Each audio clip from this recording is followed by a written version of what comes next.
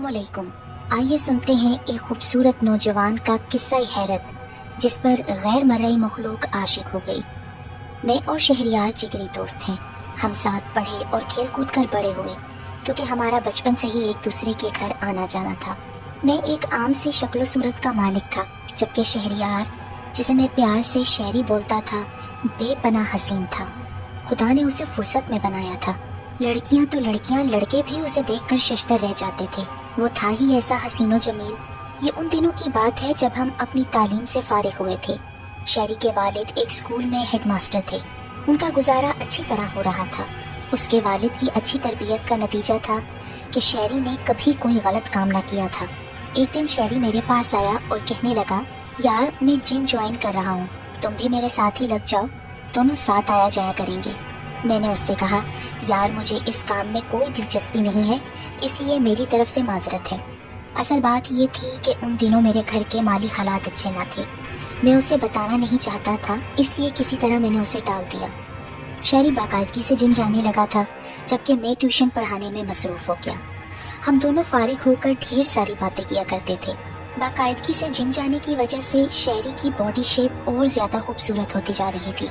एक रोज मैंने उसे कहा, यार शहरी, तू हर रोज अपनी नजर उतार लिया कर, कहीं खुदा ना ख्वास्ता तुझे मेरी ही ना नजर लग जाए। इस बात पर वो जोर से हंसते हुए बोला, यार मैं इन चीजों को नहीं मानता। अक्सर ऐसा होता कि हम बाजार जाते या किसी रास्ते पर जा रहे होते तो लड़कियां शहरियार को मुड़ मुड़ कर देखा करती, मगर शहरी कोई रिस्पॉन्स नहीं देता, बस अपने काम से काम रखता। यह उसके वालिदैन की तरबियत का ही नतीजा था कि उसने किसी लड़की की तरफ आंख उठाकर भी नहीं देखा था। जब शहरी का जिम वाला कोर्स मुकम्मल हो गया तो उसने खुद अपना ज़ाती जिम सेंटर खोलने का इरादा किया, क्योंकि हमारे इलाके में कोई जिम नहीं था और शहरी को भी ये कोर्स काफ़ी दूर इलाके में जाकर करना पड़ा था।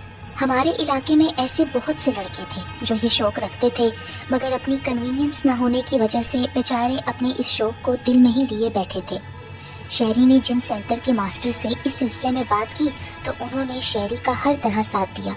इस तरह शहरी ने अपने मास्टर की मदद से इलाके में जिम सेंटर खोल लिया और फिर रफ्ता रफ्ता उसके जिम सेंटर ने इतनी तरक्की की कि दूर दराज से लड़के आने लगे थे।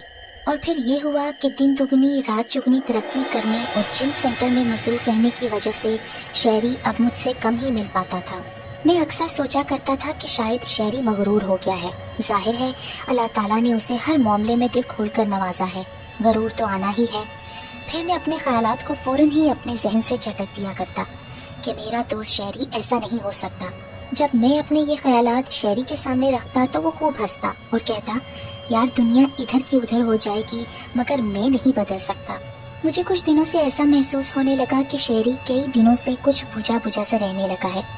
वो मेरी बात का ठीक से जवाब भी नहीं देता और किसी न किसी काम का बहाना बनाकर मेरे पास से उठ जाया करता है। उसका ये रवैया मेरे लिए काफी तकलीफ दे रहा था। उसके इस रवैये से दिल बर्दाश्ता होकर मैंने भी उससे मिलना जुलना कम कर दिया, मगर इसके बावजूद मैं शहरी को हर दम याद रखता था। एक दिन मेरी ट्यूशन के बच्चों की छुट्टी थी। मैंने सोचा शहरी से मिला जाए। ये सोचकर मैं उसके जिम सेंटर रवाना हो गया। जिम पहुंचा तो देखा शहरी खासा मसरूफ है। जब वो फारिग होकर आया तो हमने काफी देर बातें की। फिर आने का कहकर मैं अपने घर आ गया। शहरी से मिलने के बाद मैं और ज्यादा परेशान हो गया, क्योंकि शहरी का रवैया मुझे कुछ बहुत ही अजीब लग रहा था। मेरे पूछने पर उसने बहाना बनाकर टाल दिया। बच्चों के पेपर्स होने वाले थे, इसलिए मैं उसमें मसरूफ हो गया और शहरी की तरफ जाना बिल्कुल खत्म हो गया और ना वो खुद मुझसे मिलने आया। एक दिन मैं बच्चों को ट्यूशन देकर फारिग हुआ तो शहरी का छोटा भाई फैजी मुझे बुलाने आ गया कि उसकी वालिदा ने बुलाया था। मैं अपनी अम्मी को बताकर उसके साथ चला गया। शहरी की अम्मी ने सलाम के जवाब के साथ ही मेरे सर पर शफकत से हाथ फेरा। फिर उसके वालिदैन मुझे अलग कमरे में ले आए, मुझे सोफे पर बैठने का इशारा किया और खुद भी मेरे साथ आकर बैठ गए। कुछ देर खामोश रहने के बाद उसके अब्बू बोले, बेटा तुम मेरे लिए शहरी जैसे हो। मैंने कभी तुम्हें गैर नहीं समझा और यकीनन तुम भी खुद को इस घर का फर्द ही महसूस करते होगे। मैं तुमसे जो कुछ पूछूंगा मुझे बिल्कुल सच सच बताना। हम शहरी की तरफ से बहुत परेशान हैं। उसकी दिन ब दिन गिरती सेहत और घर वालों से कतराना, न जाने उसे क्या हो गया है, हमें तो कुछ बताता ही नहीं है। तुम शहरी के करीबी दोस्त हो, तुम बताओ कि कहीं किसी लड़की वड़की का तो चक्कर नहीं है? क्या शहरी कोई ड्रग्स तो नहीं लेता? अगर किसी लड़की का चक्कर है तो कौन है वो लड़की? तुम तो जानते होगे ना, या फिर अगर कोई दूसरी बात है तो वो भी बताओ। उन दोनों की परेशानी देखकर हकीकत में मैं तो खुद भी परेशान हो गया था। मेरा शहरी पहले तो ऐसा नहीं था, वो तो हर बात मुझसे शेयर किया करता था, फिर अब पता नहीं क्यों इतना बदल गया है। यकीन करो बेटा, अगर किसी लड़की का चक्कर है तो मैं अपने बेटे की खुशी की खातिर उसे भी कबूल कर लूंगी। उसका बैकग्राउंड और ना ही खानदान देखूंगी, मगर वो मुझे बताए तो सही। अगर कोई और बात है तो अपने वालिद से कहे। शहरी में तो उनकी जान है, वो कैसे उसकी बात को रद्द कर देंगे। शहरी की अम्मी बड़े ही दुख से बोल रही थी। मैं तो खुद इस बारे में कुछ नहीं जानता आंटी। शहरी का रवैया तो मेरे लिए भी बहुत तकलीफ है। मैं समझता था कि वो दिन ब दिन तरक्की करते जिम सेंटर की वजह से मगरूर हो गया है, इसलिए वो मुझे किसी खातिर में नहीं ला रहा। मगर घर में भी इसका यही रवैया है तो यकीनन कोई बात जरूर है। शहरी इस वक्त कहाँ है? मेरे इस सवाल के जवाब में शहरी की अम्मी ने बताया कि वो अपने कमरे में है। मैं उनसे इजाजत लेकर शहरी के कमरे की तरफ बढ़ गया। जब मैं शहरी के कमरे में आया तो दरवाजा खुला हुआ था और वो बेड पर खामोश लेटा छत को घूर रहा था। मैंने उसे सलाम किया तो उसने कोई जवाब न दिया। मैं उसके करीब गया और उससे पूछा, यार क्या हाल बना रखा है तूने अपना? उसने मुड़कर मेरी तरफ देखा और उठने की कोशिश करने लगा, मगर उसमें इतनी कमजोरी आ चुकी थी कि उससे उठा भी न गया। मैं उसकी ये हालत देखकर आपदीदा हो गया। ये वो शहरी तो न था जिसकी खूबसूरती पर लोग फिदा थे। अब वो एक अजीब सी बेबसी और लाचारी की तस्वीर बना हुआ था। उसकी ये हालत मुझसे देखी ना गई और मैं घर वापस आ गया। उसके बाद 2-3 दिन बहुत मसरूफ गुजरे। मैं शहरी से फिर मिलना चाहता था मगर टाइम नहीं मिल रहा था। उस रोज छुट्टी का दिन था। मैं घर पर टीवी के आगे बैठा था कि इतने में शहरी का छोटा भाई फिर मुझसे मिलने आ गया और कहने लगा, भाई आपको अम्मी ने बुलाया है, अगर आप फारिग हैं तो अभी मेरे साथ चलें। इसलिए शहरी के छोटे भाई के साथ जाने से पहले अपनी अम्मी को बताकर मैं शहरी के घर आ गया। उसकी वालिदा मुझे अंदर ले गई। फिर शहरी की मौजूदा हालत के बारे में बताते हुए कहा, बेटा ना जाने मेरे शहरी को किसकी नज़र लग गई है, अब तो वो बिल्कुल बिस्तर का होकर रह गया है। डॉक्टरों को तो दिखाया है मगर उसका मर्ज किसी की समझ में नहीं आ रहा। हम उससे पूछते हैं तो वो हमें कुछ नहीं बताता। बेटा तुम एक बार फिर कोशिश करके देखो। शहरी की वालिदा मुझसे इल्तिजा कर रही थी। आंटी आप फिक्र ना करें, बस अल्लाह ताला से अच्छी उम्मीद रखें। ये कहकर मैं शहरी के कमरे में आया। उसे देखकर मुझे एक धचका सा लगा। शहरी की बहुत बुरी हालत थी। मुझे अपने सामने देखकर वो रोने लगा। उसके तो रोने से मैं भी परेशान हो गया। मैं फौरन उसके करीब पहुंचा। हौसला करो और मुझे बताओ यार कि आखिर ये सब क्या है। मैं तो खुद ऐसी जिंदगी से बेजार आ चुका हूँ। बजाय इसके कि वालिदैन का सहारा बनूं, उल्टा उन पर बोझ बन गया हूँ। मेरा हर काम अब बेड पर होता है। मैं तो बस यही दुआ मांगता हूँ कि जल्द से जल्द मुझे मौत आ जाए ताकि इस अज़ियत भरी जिंदगी से मुझे निजात मिले। मायूसी की बातें मत कर, तू तो मेरा हिम्मत वाला दोस्त है, तेरे मुंह से ऐसी बातें अच्छी नहीं लगती। ये कहते हुए मेरी आंखों से आंसू निकल आए। तू ही बता मैं क्या करूं? शहरी ने पूछा। तू वो कर जो मैं तुझसे कह रहा हूँ। यार तू बताता क्यों नहीं है, तेरे साथ मसला क्या है? तेरी खामोशी, उलझा उलझा अंदाज, कुछ तो है जो तू हम सबसे छुपा रहा है। दिल की बात कह लेने से दिल का बोझ हल्का हो जाता है। मुझसे शेयर कर, क्या पता इसी में तेरी भलाई हो। ये कहते हुए मैंने मोहब्बत से उसका कांधा थपथपाया। कुछ देर खामोश रहने के बाद शहरी बहुत धीमे लहजे में बोला, यार वादा कर तू किसी को कुछ नहीं बताएगा, तभी मैं तुझे वो कुछ बताऊंगा जो मैंने अब तक किसी को नहीं बताया है। वादे को छोड़ यार, तुझे अपने दोस्त पर एतबार नहीं है? एतबार तो है मगर बात ही ऐसी है कि मैं बताने की हिम्मत नहीं कर पाता। मैं नहीं चाहता कि सब कुछ जान लेने के बाद कोई मेरे बारे में गलत राय कायम करे, जबकि मेरा इस सब चीज़ों में कोई कसूर नहीं है। यार अब बता भी दे, तू पहेलियां क्यों बुझवा रहा है? शहरी कुछ देर छत को देखता रहा, फिर बोला, तुम जानते हो कि मेरी जिम की शोहरत दूर दूर तक फैली हुई है। मेरे जिम सेंटर में हर वक्त लोगों का आना जाना लगा रहता है। तो एक दिन मैं जिम में लड़कों को एक्सरसाइज करवा रहा था कि मेरे जिम सेंटर में 2 लंबे कद की औरतें दाखिल हुई। उन्होंने अपने चेहरे नकाब में ढांपे हुए थे। वो चलते हुए सीधी मेरे पास आकर रुकी। उनमें से एक औरत ने मुझे मुखातिब करते हुए पूछा, कैसे हो शहरी? मैं उसके मुंह से अपना नाम सुनकर हैरान रह गया, क्योंकि वो औरतें हरगिज मेरे खानदान या मोहल्ले की नहीं थी और ना ही मैंने कभी उन्हें देखा था। फिर वो मुझे कैसे जानती थी? मैं हैरत की तस्वीर बना उन्हें देखता जा रहा था। आखिर हिम्मत करके मैंने उनसे पूछा, आप कौन हैं? मैं आपको नहीं जानता और अगर आपको मुझसे कोई काम था तो आपको मेरे घर आना चाहिए था। ये जगह औरतों के लिए गैर मुनासिब है। उनमें से एक औरत बोली, छोड़ो जान पहचान को, हम तुम्हें जानते हैं, बस यही काफी है। और हाँ, आज रात हम तुम्हारे घर आएंगी, तैयार रहना। ये कहकर वो दोनों औरतें वापस चली गईं। मैं उनको जाता देखता रहा और सोचता रहा, ये कौन औरतें थीं और मुझे कैसे जानती हैं, और मुझसे उन्हें क्या काम हो सकता है। काफी देर तक सोचने के बाद मैंने उनका ख्याल जहन से ये सोचकर झटक दिया कि घर आएंगी तो उनसे तफसील से पूछूंगा। जब मैं जिम से घर आ गया तो उन दोनों औरतों का ख्याल मेरे जहन से निकल चुका था। मेरा रोज का मामूल था कि खाने से फारिग होकर अपने कमरे में चहलकदमी करता और टीवी देखता था। जिम से आने के बाद मुझे काफी थकन हो जाया करती थी, इसलिए जल्दी ही सो जाया करता था। उस रात भी मैं गहरी नींद सो रहा था कि अचानक मेरी आंख न जाने किस एहसास से खुल गई। मैंने इधर उधर नजरें दौड़ाई तो देखा वो दोनों औरतें मेरे दाएं और बाएं खड़ी थीं। उस वक्त उनके चेहरे नकाब से आजाद थे। उनके चेहरे के खदोखाल अजीब डरावने से थे, जिन्हें देखकर मुझे खौफ सा महसूस हो रहा था। खौफ की एक वजह ये भी थी कि दरवाज़ा अंदर से बंद था, फिर ये कमरे में कैसे दाखिल हो गई। जब मैंने इस बात का इजहार उनसे किया तो एक औरत बोली, हम कहीं भी आ जा सकते हैं, इसके लिए हमें किसी की इजाज़त की ज़रूरत नहीं है। और तुमसे मिलने के लिए देखो, हमने कहा था ना आएंगी, तो देखो हम आ गए हैं, आओ अब देर मत करो। ये कहकर वो औरत मेरी तरफ बढ़ी। इससे पहले कि मैं कुछ समझ पाता, उसने वो नाजेबा हरकत मेरे साथ करना शुरू कर दी जिसका बताते हुए भी मुझे शर्म आती है। उस औरत के बाद दूसरी औरत ने भी मेरे साथ वही हरकतें की और काफी देर तक शैतानी खेल खेलने के बाद वो दोनों औरतें ये कहकर गायब हो गईं कि कल हम फिर आएंगे, तैयार रहना। ये कहकर दोनों मेरी नजरों के सामने से गायब हो गईं। उनके जाने के बाद मैंने उठने की कोशिश की तो मुझे अपने आसाब पर कंट्रोल ना था। मेरा पूरा जिस्म पूरी तरह लरज़ और दुख रहा था। कुछ देर बाद फजर की अजानों की आवाज़ सुनकर मैं हिम्मत करके उठा। वुज़ू करने के बाद नमाज अदा की, अल्लाह से अपने नाकर्ता गुनाह की माफ़ी मांगी। नमाज अदा करके मैं बिस्तर पर लेट गया। मेरी आंख ऐसी लगी कि दिन चढ़े तक सोता रहा। अम्मी के जगाने पर मेरी आंख खुली। मैं जल्दी से उठा, फ्रेश होकर नाश्ता किया। अब मैं काफ़ी बेहतर महसूस कर रहा था। दिन गुजरने का पता ही न चला। रात को जब मैं अपने कमरे में आने लगा तो कल का मंजर मेरी नज़रों में घूम गया, जिसे याद करके मुझे घबराहट सी होने लगी। फिर मैंने अपने दिल को खुद ही तसल्ली दी कि परेशान होने की बजाय मुझे उनको उनके इरादों से बाज रखना है। इसके लिए मुझे हिम्मत से काम लेना होगा। ये सोचते सोचते मेरी आंख लग गई। रात को न जाने कौन से पहर वो दोनों औरतें फिर नमूदार हुई और सोई हुई हालत में ही उन्होंने मेरे साथ नाजेबा हरकतें करना शुरू कर दी, जिस वजह से मेरी आंख खुल गई और मैं उनकी गिरफ्त में बुरी तरह मचल रहा था।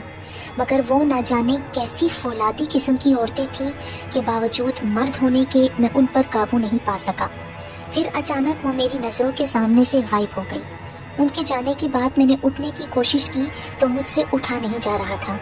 मेरा जिस्म फोड़े की तरह दुख रहा था। मैं तो ऐसा जोरदार इंसान था कि आम मर्द मुझसे उलझने की गलती न करता था। फिर मैं इन औरतों से क्यों पसपा हो गया था और फिर अक्सर ऐसा होने लगा। वो दोनों औरतें बेधड़क मेरे कमरे में आती, रात भर घिनौना खेल खेल कर गायब हो जाती। मैं चाहकर भी उनका कुछ बिगाड़ नहीं पाता था।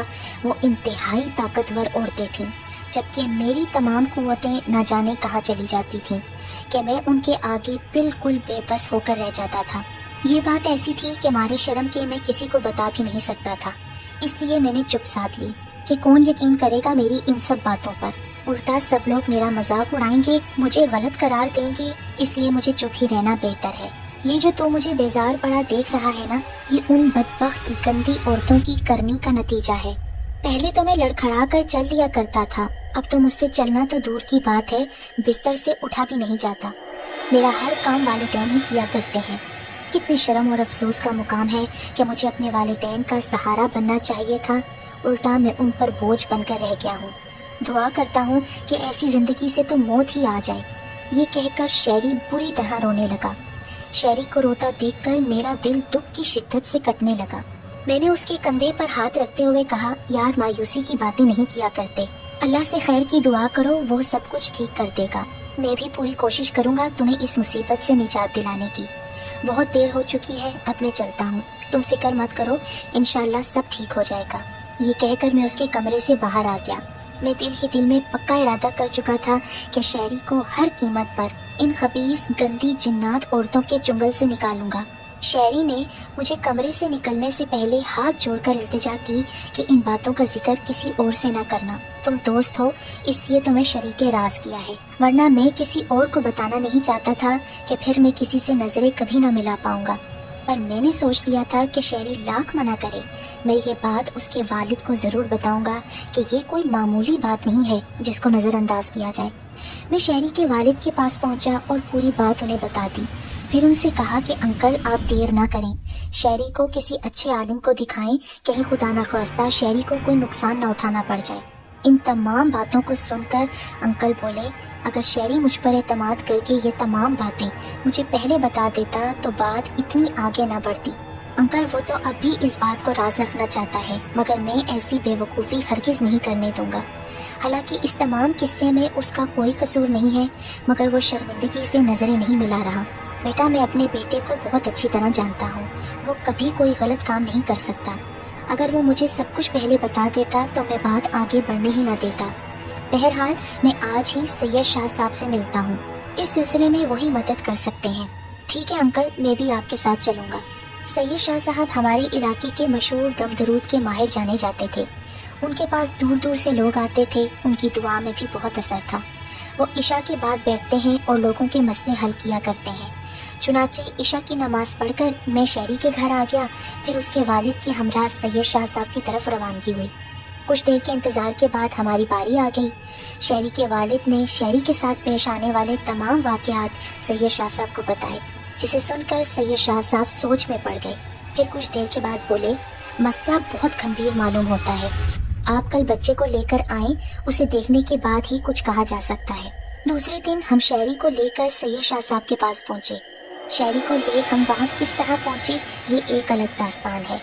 شہری کو دیکھنے کے بعد شاہ صاحب نے کہا، اس بچے پر جن ذاتیاں عاشق ہو گئی ہیں، اور وہ بھی شیطان کی پیروکار جن ذاتیاں، ان سے بچنا نہایت مشکل ہے، تاہم ناممکن نہیں ہے۔ ان سے نمٹنا ایک مشکل عمل ہے اور وقت طلب بھی۔ میں انتہائی معذرت کے ساتھ کہہ رہا ہوں کہ میں یہ کام نہیں کر سکتا، لیکن میں آپ کو ایک جگہ کا پتہ دے رہا ہوں، پیر گواری شاہ بخاری کی درگاہ پر موجود شاہ جی کے پاس جائیں، انشاءاللہ آپ کے بچے کو ان خبیث جن ذاتیوں سے نجات مل جائے گی۔ البتہ میں یہ دم کیا ہوا پانی دے رہا ہوں، اسے مسلسل پلائیں، ساتھ ہی یہ عمل بھی کرتے جائیں۔ انہوں نے ایک عمل بھی کرنے کے لیے دیا تھا، ساتھ ہی یہ بھی ہدایت کی کہ کسی بھی صورت میں دیر نہ کریں وہاں جانے کے لیے، اور نہ ہی عمل کو روکیں، ورنہ وہ جن ذاتیاں اسے نقصان پہنچا سکتی ہیں۔ اس عمل کی وجہ سے وہ اس کے پاس تو نہ آ سکیں گی، مگر آپ اسے لے کر کل ہی روانہ ہو جائیں۔ سید شاہ صاحب کے دیے ہوئے پانی اور عمل کی وجہ سے شہری کی حالت کچھ بہتر ہوئی۔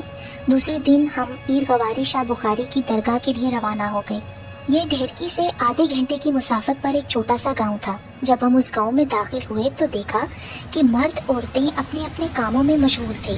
حیرت کی بات یہ تھی کہ ان سب کے قد عام انسانوں سے زیادہ تھے، جبکہ وہ سب کے سب سانولے تھے اور سب کی شکلیں ایک جیسی تھیں۔ ان کے چہرے پر آنکھیں اور ناک نمایاں تھے۔ ناک اتنی بڑی تھی کہ کوئی بھی اسے اپنے دونوں ہاتھوں سے پکڑ سکتا تھا۔ یہ کیسی بستی تھی جہاں حیرت ہی حیرت تھی۔ گاؤں چھوٹا سا تھا، اس لیے درگاہ تک پہنچنے میں ہمیں کوئی دشواری پیش نہ آئی۔ ہم درگاہ کے اندر داخل ہوئے تو سامنے دریاں بچھی ہوئی تھیں۔ ہم ان دریوں پر جا کر بیٹھ گئے۔ یہاں آ کر شہری بہت ہی اضطراب کی حالت میں دکھائی دے رہا تھا، پوری طرح بے چین ہو رہا تھا۔ اگر اس کا ہم ہاتھ نہ تھامے ہوتے تو وہ شاید اس درگاہ سے اٹھ کر بھاگ جاتا۔ ہمارے وہاں بیٹھنے کی کچھ دیر بعد درگاہ میں ایک مرد داخل ہوا اور ہمیں کہنے لگا کہ ہم آرام سے بیٹھیں، شاہ جی ابھی تشریف لاتے ہیں۔ وہ یہ کہہ کر واپس چلا گیا۔ اس کے جانے کی کچھ ہی دیر کے بعد وہاں ایک عورت ہاتھ میں ایک بڑی بالٹی اور پیالہ لیے حاضر ہوئی۔ اس بالٹی میں پانی تھا۔ اس نے وہ پانی پیالے میں انڈیلا اور پھر باری باری ہم سب کو پانی پینے کے لیے دیا۔ ہم سب نے وہ پانی خاموشی سے پی لیا۔ ہمارے پانی پینے کے بعد وہ عورت بالٹی اور پیالہ واپس لے گئی۔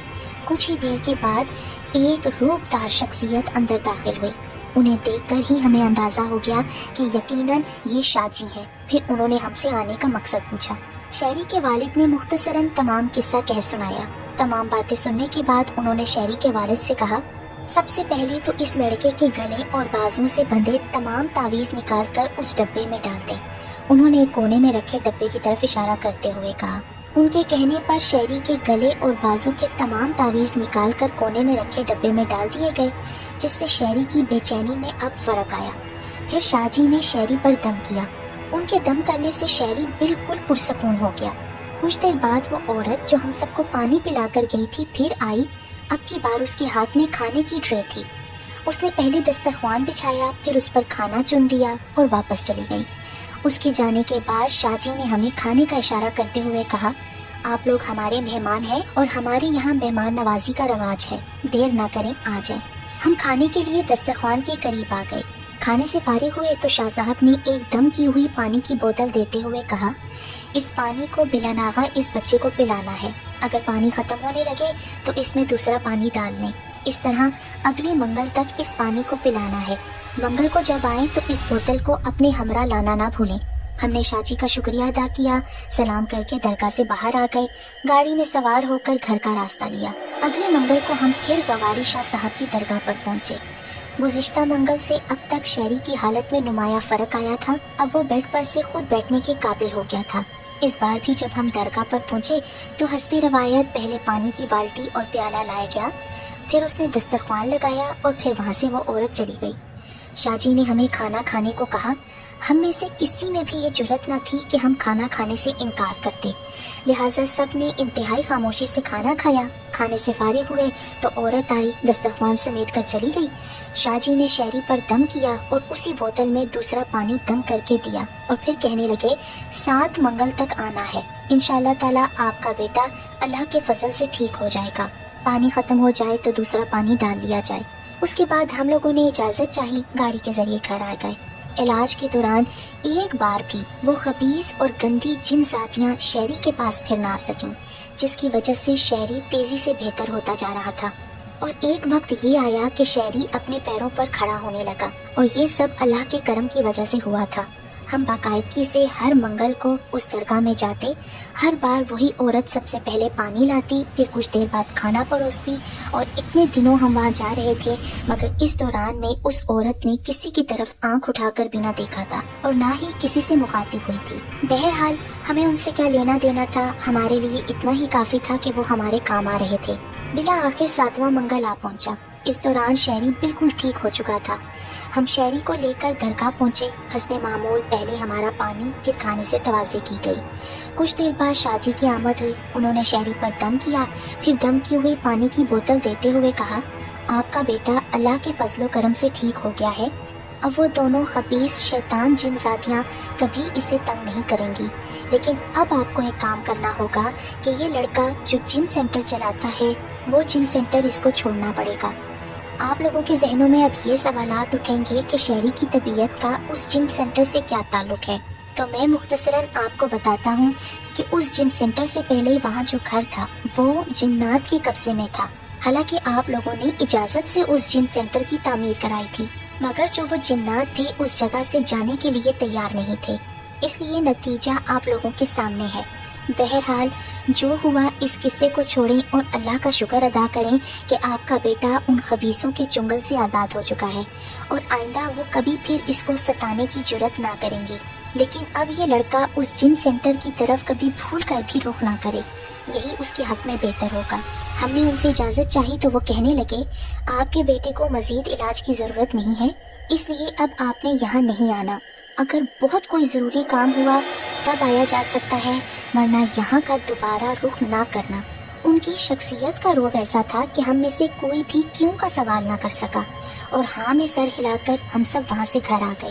اب شہری بالکل ٹھیک ہے، اس نے اپنے تمام پرانے شوق چھوڑ دیے ہیں، اس کی صحت اب پہلے جیسی نہیں رہی اور نہ ہی وہ پہلے جیسا حسین رہا ہے۔ اب اسے کوئی بھی دیکھ کر یہ نہیں کہہ سکتا کہ یہ کبھی خوبصورت بھی رہا ہوگا، کہ لوگوں کی توجہ کا مرکز بنتا ہوگا۔